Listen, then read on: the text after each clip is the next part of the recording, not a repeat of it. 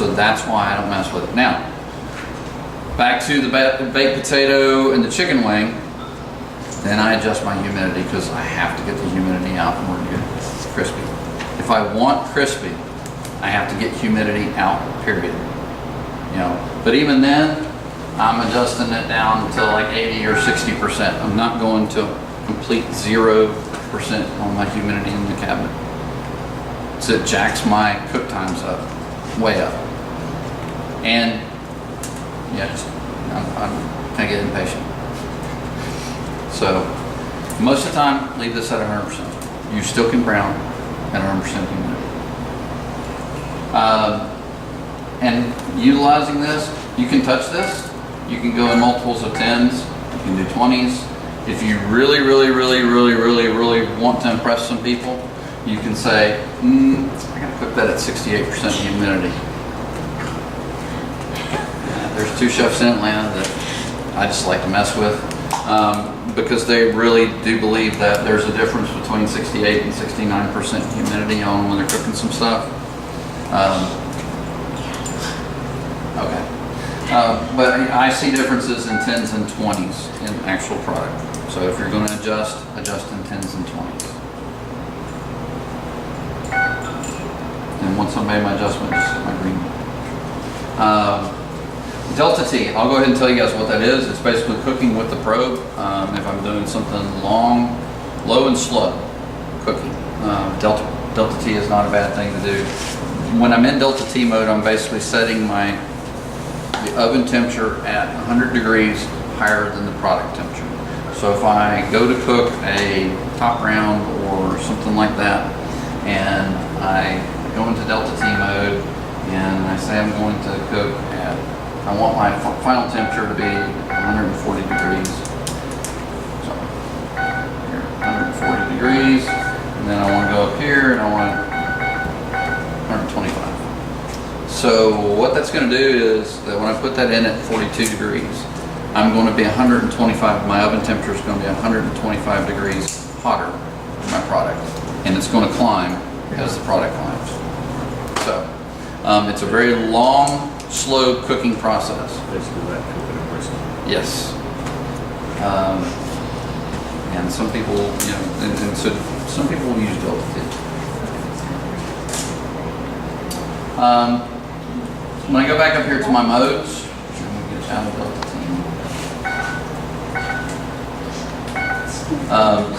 Combi mode. So combi mode is where I'm going to live most of my time if I'm not steaming something. If I am cooking bacon, if I am cooking sausage, if I am cooking scrambled eggs, if I'm cooking any type of, you know, when I'm cooking mashed potatoes, I'm reheating something, I'm going to be in combi mode. It gives me the benefit of steam, and I can also blow hot air around if I need to get some browning. Convection is those 2 stainless steel boxes next to it. Same thing. This one has the auto reversing fan, where most standard convection ovens don't have that. You know, this is kind of more of a high-end baking oven that has the auto reversing fans. So I can bake in here, but you know, a lot of that is dictated by what am I doing. If I'm making bacon, I'd rather make bacon in here than there. So I'd rather make my biscuits there. But this will bake in convection mode. And the last one, retherm mode, it's just a gentle retherm. It's slow. It brings product up to temperature very slowly. It's great if I'm doing plate retherm, where I've cooked a bunch of stuff, I've stuck it all in my reach-in or my refrigerator, and I've got the little plates set up in there, and I can set the plates in there, and I can hit the retherm button, and it will heat everything very slowly. You guys probably aren't doing a whole lot of that around here. If I'm going to heat something up pretty quick, I'm going to steam mode, and I'm going to heat it up that way. Alright, so let's go back home. I always tell everybody, when in doubt, hit the home button. Takes me back to this home screen. Our programs. This is the easy part. This is the part that, if I program it in once, then all I gotta do is remember what pan I used. So these are all one-touch buttons. And I see bacon in here from when I was here last time. So if I hit bacon, I'm gonna shut this door.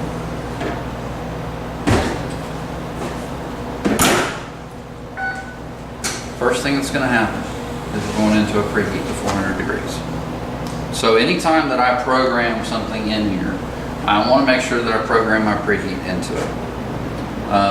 It kind of eliminates the possibility of somebody utilizing the oven cold and then they're wondering why the bacon took an hour and a half to cook.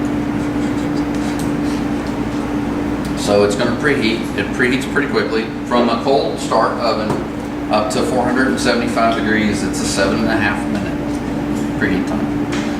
So what I tell everybody is, hit the button, go get your bacon. Start panning it up. By the time you're done panning, it'll be ready for you to put it in there.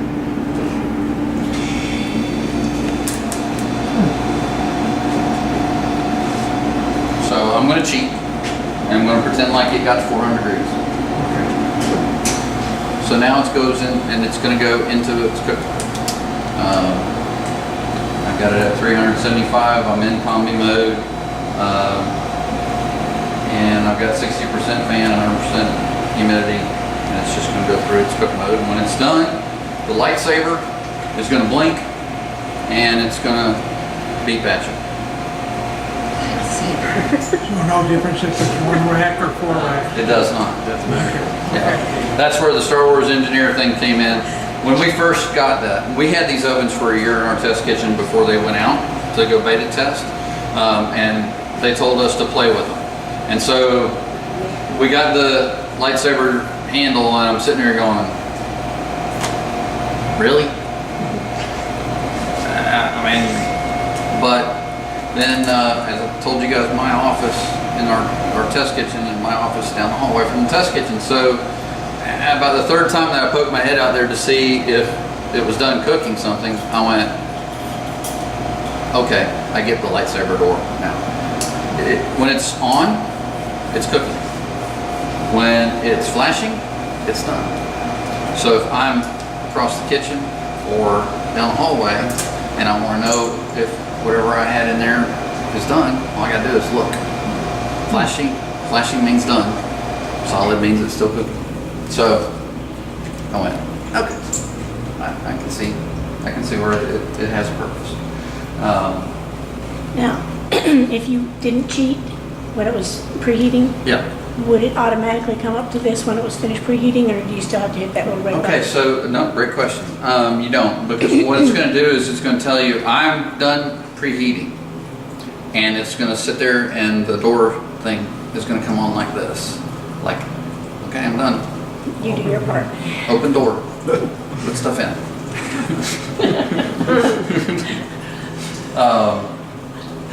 So it'll allow you to do that. It'll let you know.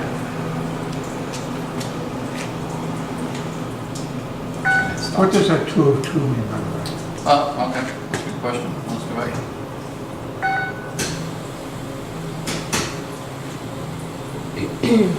2 of 2. Okay, so that's how many stages of programming is involved in that recipe. Oh, We can actually do up to 10 stages of programming. I've yet to meet anybody who's come up with a cooking program that took 10 stages, and anything more than 4 is showing off. Yeah, I mean, I've got a rib program that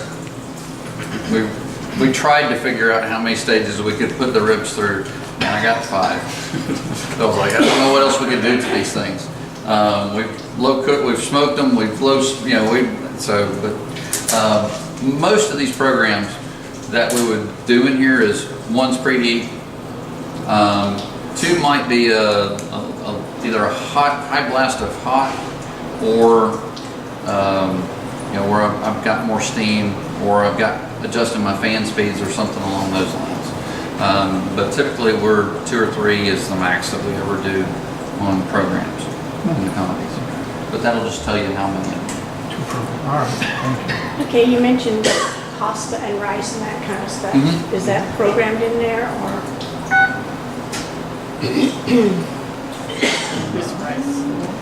rice. Veggie blanch, whole chicken. Rice and pasta are pretty much the same time. Let me see what.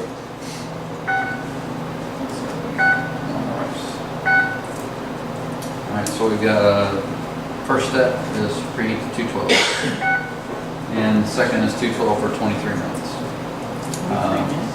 So pasta is roughly about the same. It depends on. It's usually 20 to 25 minutes.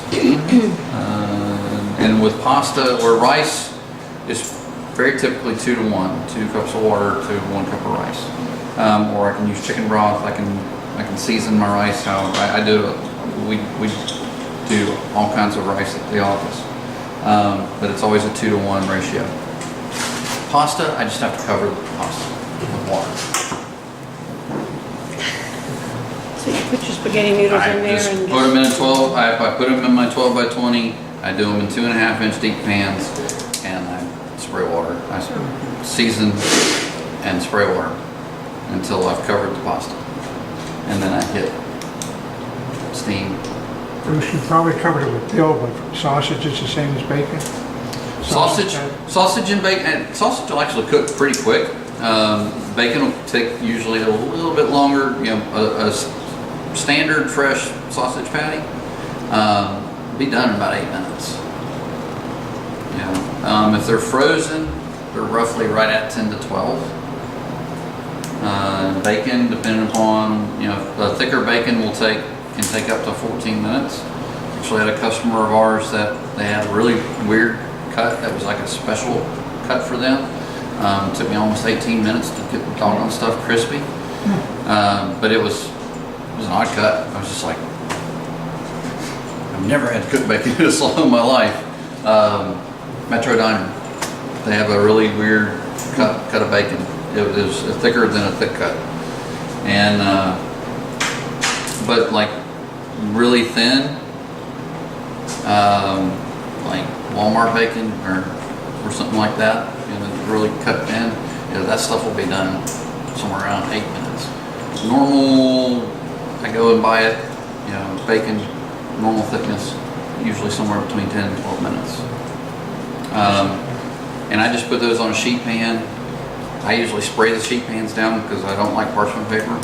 But if you can put it on parchment paper and lay your bacon out.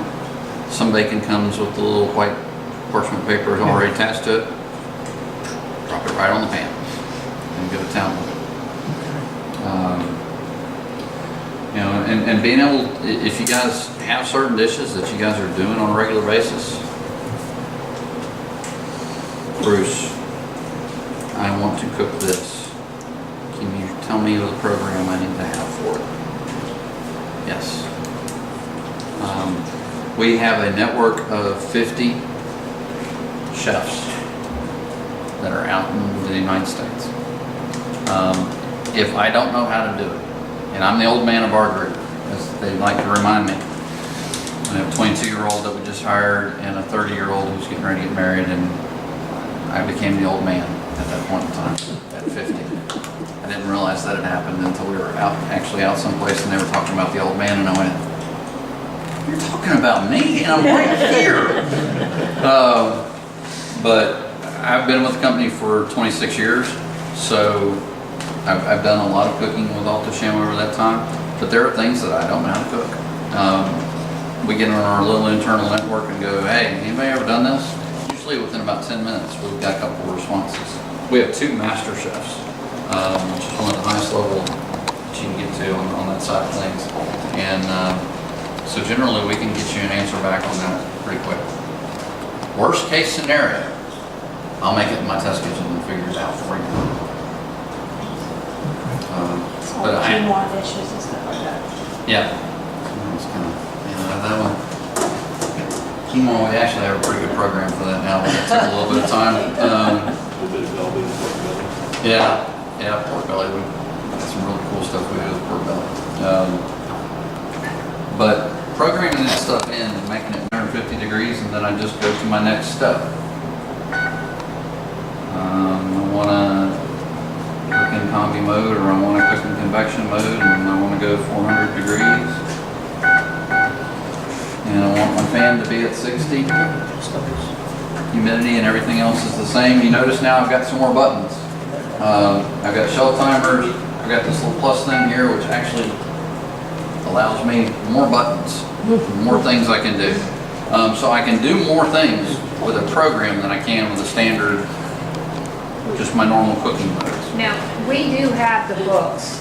So we have the books, but all of that is found online too, right? It is all found Okay. online. Okay, Yep. so you can go online. So, you know, but writing the programs is pretty easy, and then also we can, you know, I can actually, I have this on my laptop, and so I can sit there and program, write all these programs out. A lot easier than sitting here pushing buttons all day long. And name them and put pretty pictures on there and send them to you, and then you upload them here. Okay. But you know, writing a program, and then you get to the point where, all right, I'm done. I hit save. I can name it. I can pull pictures from out of here, and then it would be on there. I'm not going to do that. If I wanted to edit something, so I changed what kind of bacon I was getting, and it's taken me 12 minutes to cook, and this program's only for 10. In this mode, I hit my book in my gear. Everything turns red. Red is edit.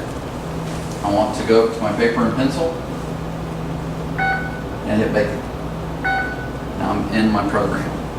I don't want to change my preheat. I want to change my time. I can 12 minutes, not seconds. Hit OK. I don't really want to, everything else is great. Hit my save. It's bacon. Now when I hit bacon, it'll be at 12 minutes. Will that program stay that way every time until you change it again? Yes.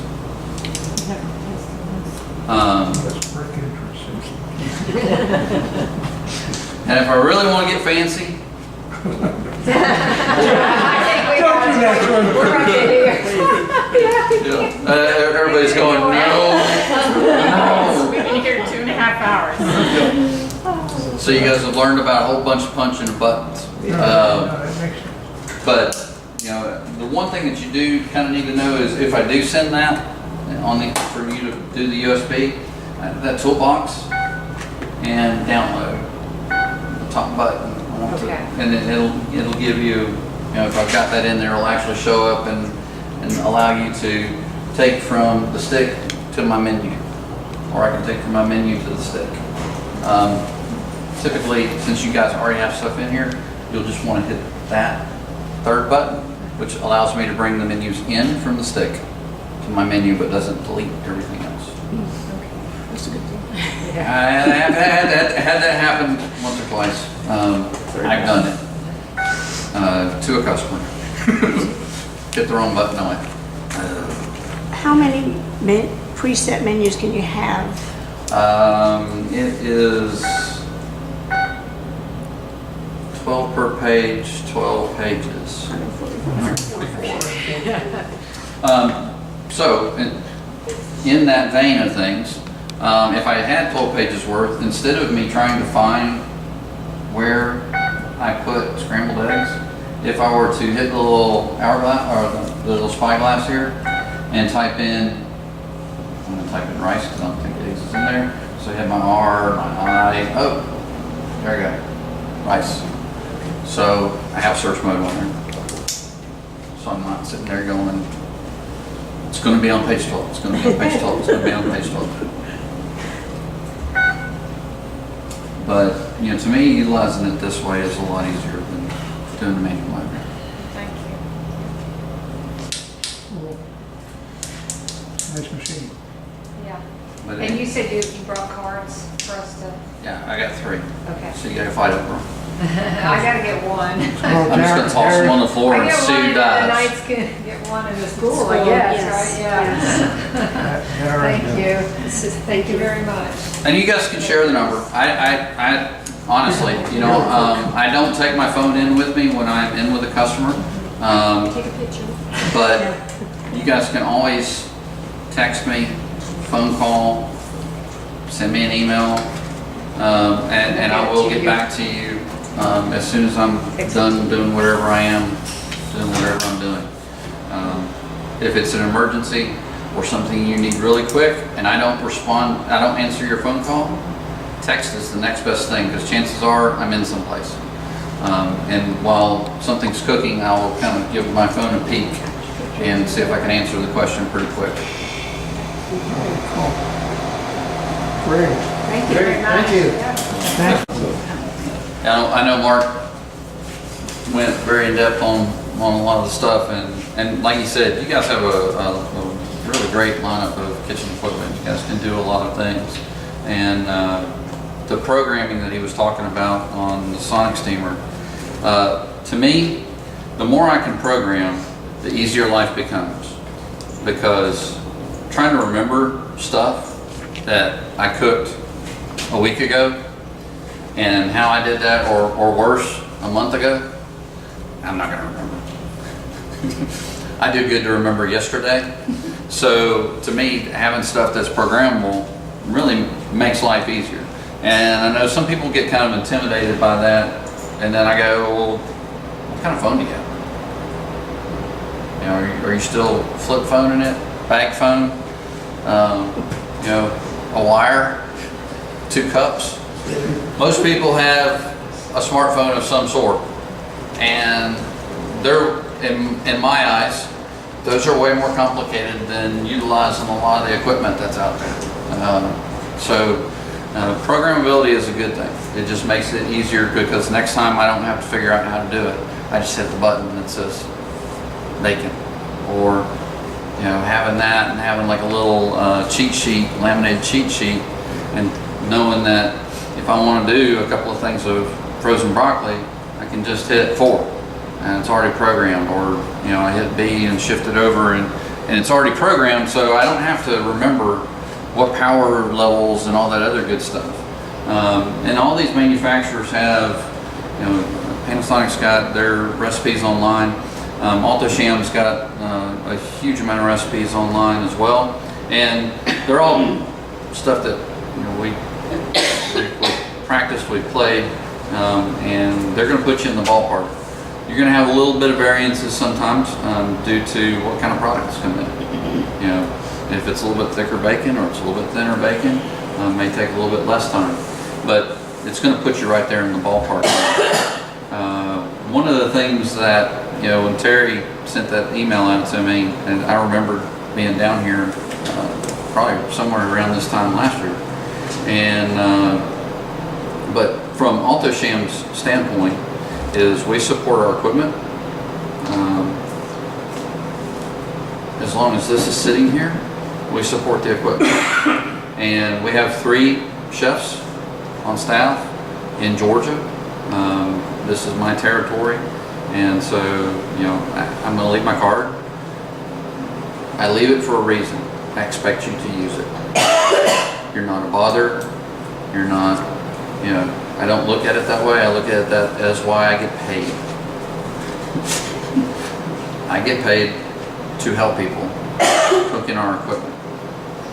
So the more you call, the less deer jerky I have to do for my boss if I'm sitting in the office too much. So please utilize us as you need to. I'm going to talk about the tilt skillet first a little bit, because I know you guys have trying to absorb an awful lot, and to me the tilt skillet it's one of the most invaluable pieces of equipment in a kitchen, because it's simple and it can do a lot of stuff. You have an on-off button, and then I have temperature control. Okay, so the temperature control is really, you know, it's just, you want to cook at 350, you turn it to 350. So again, it's very simple. The heat button will come on. Once the heat button goes off, then you hit that temperature. Your gas back there going, trying to light. So it doesn't sound like we got some air in the lines where we got it. Then you got your tilt. So that's a positive positive stop. Even if I'm doing like a big, let's see if I can get out of the way so you guys can kind of see that. You know, if I'm doing something like I've done, like huge amounts of chili. I've done soups and bases and all kinds of stuff in here because to me this is a pot. It can also be used as a skillet. And that's kind of the why I say this is one of the most versatile pieces of equipment because, you know, Mark kind of touched on it. If I'm doing pancakes, I'm doing them in this. I'm getting me one of those little pancake shooters and I do them at my church because I made the mistake of letting them know what I do. You know, I tried to go with ditch digger for a while and they finally figured out that I didn't do that. So then they were like, hey, you can come help us. And I'm like, yeah, I will. And so when we do the pancake breakfast, there's Bruce. Flip, flip, flip, flip, flip, flip, flip, flip, flip, flip. Because it's a great pancake maker. It's a big pan at that point in time. When we do the chilies, you know, I've done red chili and then I've done a white chili where we're using pinto beans and chicken and chicken stock and things like that. But you know, I can sit there and I can kind of build it from the base up. I can brown my onions, I can brown ground beef, I can go through and cook my chickens, I can cook my peppers. I can do all that and then add all my liquids in there. And I've only dirtied one thing. Since I also have to wash everything, I'm very economical in what I get dirty. So if I can do a whole bunch of stuff in one thing, then that's what I'm going to do. You know, but you can think of this as, you know, a stock pot, or as a griddle, or just a skillet. So anything that I would cook in those, I can cook in this. You know, scrambled eggs, this does a great job on scrambled eggs. You can do a whole bunch of bacon in here, laying out the bacon. You can do a bunch of sausage in here. Like I said, you can do soups, you can do those types of things. You can brown large amounts of ground beef. So depending upon what types of menu items you're doing, this is a really simple way to do it. Cleaning it out, easiest way is to, you know, put, probably get up to that second or third line to where I've got that much water covering the bottom. Shut that, turn it on, and turn this to about 200 degrees. Let it steam. Let it heat up. Then everything that I've got in there will come off a lot easier. I'm not big on scrubbing stuff. Scrubbing stuff is a lot like work. And if I can do that a lot easier by steaming it and letting it heat up and soften up, where it wipes out more than scrubbing out. And it doesn't take very long for that to happen. You know, especially if we did jambalaya in, I have one of these in my test kitchen and we did jambalaya in there, and roux is pretty sticky. And so I was not going to sit there and scrub roux off of this thing. I just put some water in there, let it heat up, let it soften up, and just kind of swirled around, came out. Do you put any soap, like dishwater soap I in didn't it? put any soap in there at all. I let hot water and steam do the work for me. You know, you can use a you know, medium to the light green pad. This is not non-stick. Where do you get the water? Yes. Just get a bucket. Yeah, just get a bucket. Yeah. That's not that pressure, you know. Yeah, that might be. If you You wouldn't have to sting it off use the then. high pressure hose to put water in here, remember that these do have coved corners. So there's a good chance you're going to get wet. Once we had these jugs of orange liquid that we got from, we're supposed to clean the grill, so we should not use that. Or, I wouldn't, and here's my whole thing on chemicals. If I have to use them, I will, but I don't want to. Because, you know, sometimes you have to. I mean, you know, on fryers, you got to boil those out every once in a while, and you know, you got to fill it up with water and put the boil out in there and let them boil for X, whatever it says on the package, and get all the carbon and stuff off there. But on normal stuff, if I can let something else do a little bit of the work for me, and steam is a great way to soften and clean things. It just makes it easier. So I would rather start there versus a whole bunch of chemicals that I've then got to rinse out. And since this doesn't have a water source right next to it, then I've got to bring more water to this to clean it. So, Will that tilt all the way to drain it? yes, yes it will. And like I said, on that positive stop on this, meaning that if I'm draining the liquid, and I've done it many times, you put your thing down there, and as this starts to come into it, if I stop the motion of this pouring, instead of it slopping and moving out and doing that, it just stops. So I don't get that slopping motion.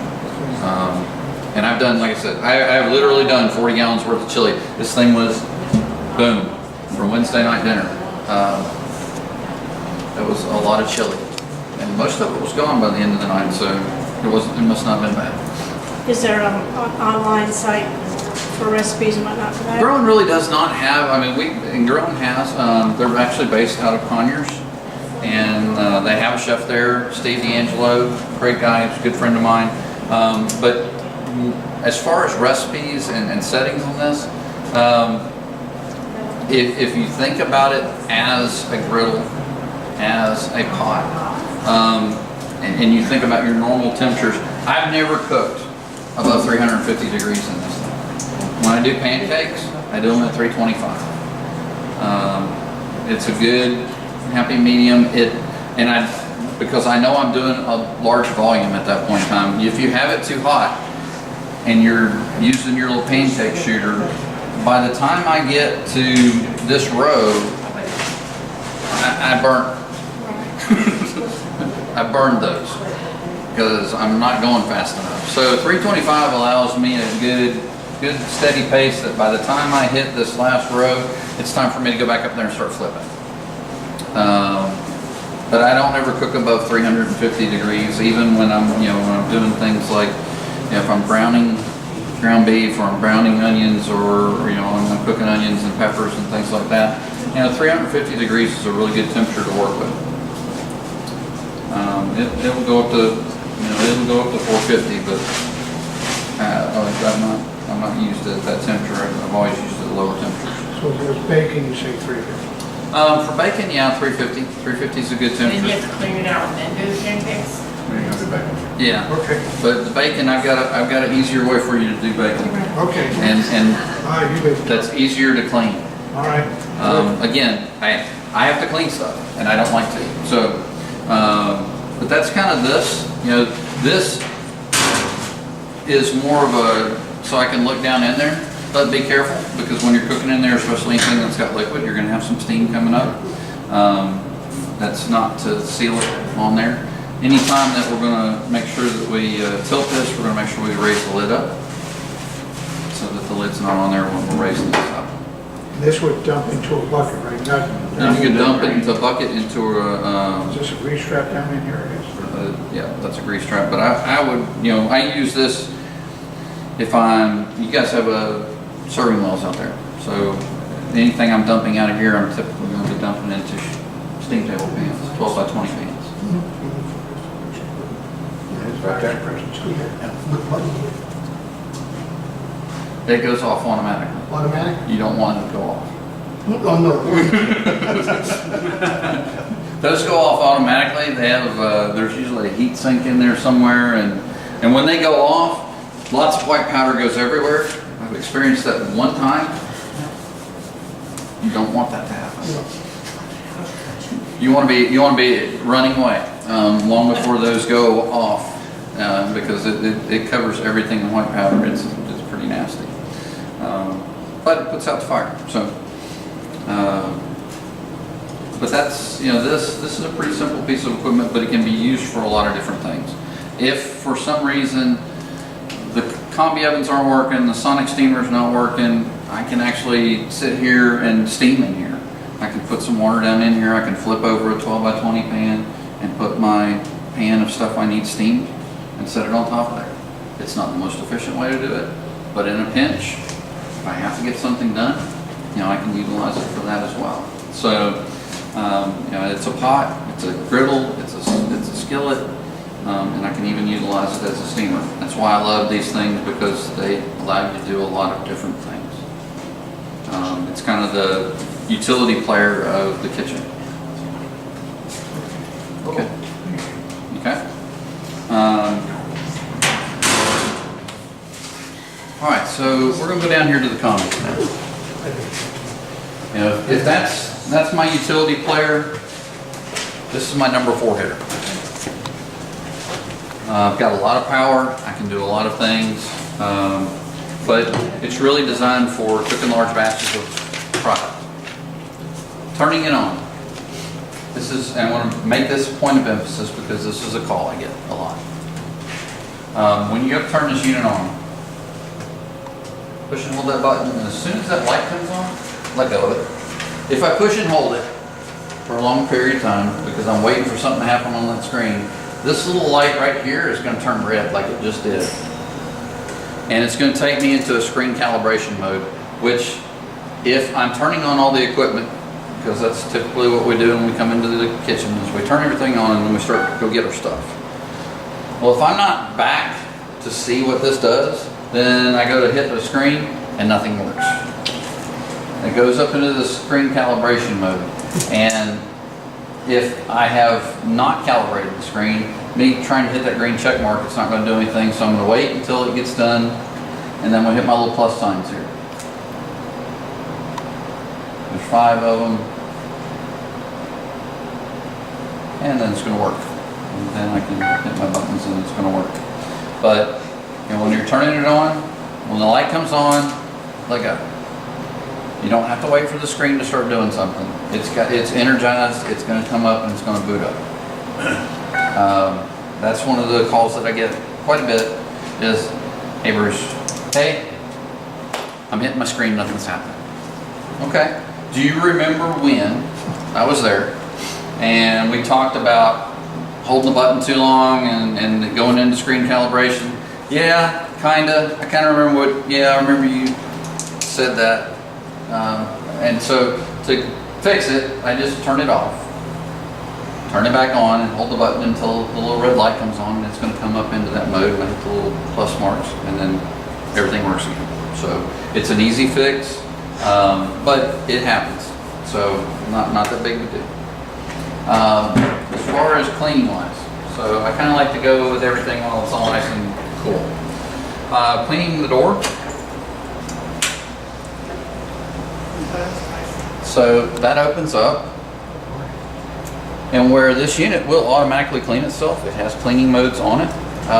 The gasket kind of seals around here, and so it doesn't really clean this side of the glass or this drip tray. Okay, we want to wipe that out. Soap and water.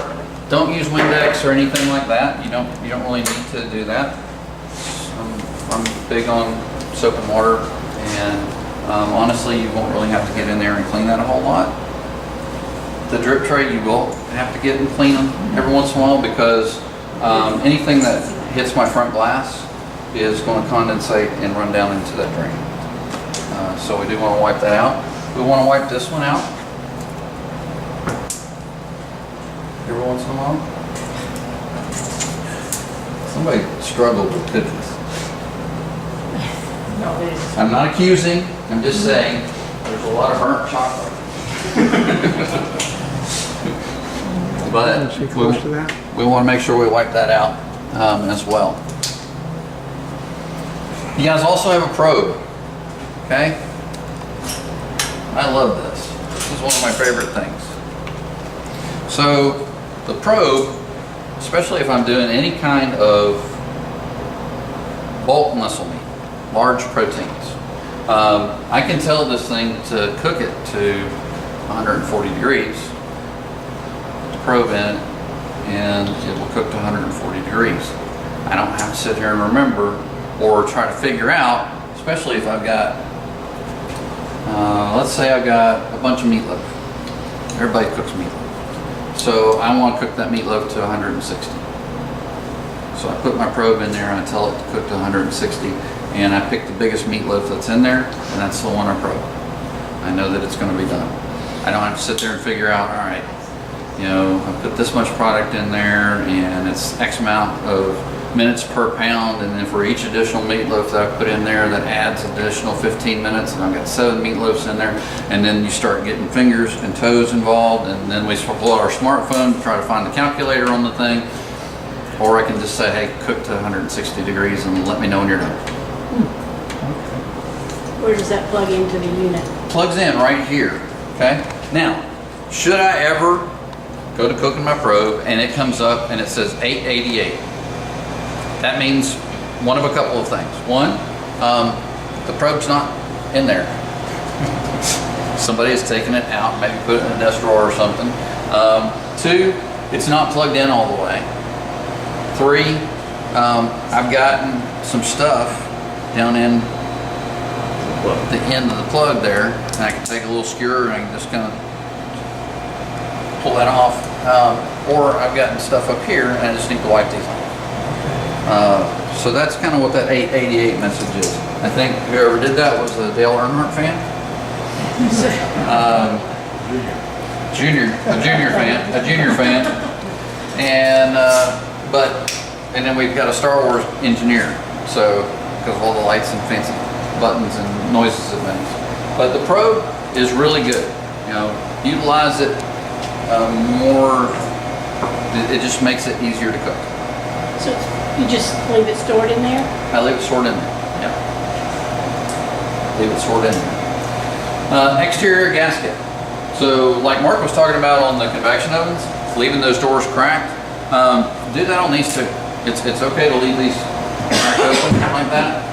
And all that's going to do, it's not to dry out the oven. It's not to do anything other than to take the pressure off the gaskets. Because over time, if I'm compressed all the time, eventually I'm going to develop some leaks on the gaskets. So it just gives you a longer lifespan on your gaskets. And it doesn't take any more than just leaving it just like that. Just cracked open a little bit. Interior wise, these racks do come out for cleaning and everything else, but I don't know why you would want to get in there and scrub it when it has a cleaning window. Again, I have to clean stuff. If I find an easier way, I'm going to share it. I'm not big on green pads in my elbow grease. So, but all of this stuff you can remove. It's all stainless steel in there. You know, it's got coach corners so I can get in there and I can wipe stuff out. So that's kind of my maintenance on the outside of it, and before I actually start cooking anything in it. You'll notice that we do have the lights, the way we've got those kind of situated with that 3-pane glass, we're actually able to eliminate the light bulbs. But what it also does is it makes this glass really cool. I can cook at 500 degrees in this thing. I can put my face on that glass. And it's